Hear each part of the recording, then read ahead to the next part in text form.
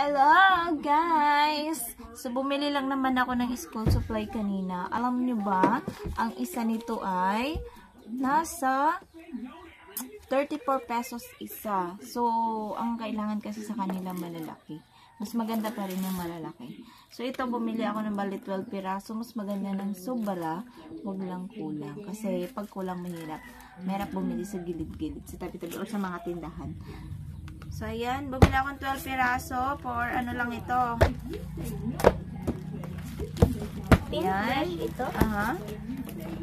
Bet kito kadami ng paintbrush. Tapos ito naman guys, yung paintbrush. 40 pesos for in case niya yan. Bet kito lahat ng dami kong paintbrush. Isa lang man yung kailangan ko lang man. Tapos ito, hindi, for emergency lang naman yan. Bumili na rin ako ng plastic envelope. And then ito, kalimitan, ginagamit din ito siya yung long folder. Pati din yung tape. And then, kailangan ko na ito kasi may paggagamitan ako.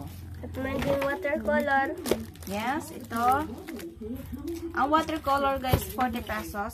At man pang ruler. Yeah, roller. So, bumili din ako ng clay for emergency niya. Pero hindi ko ito ipapadala sa kanya. Kasi sasayangin niya lang yan. Ang crayons guys, 40 pesos na siya. At man pang... Bumili rin ako ng protractor niya, 6 pesos. Tapos syempre hindi nawala yung pantasa ito tsaka yung pambura niya. Yeah, ganon. Lang guys, thanks.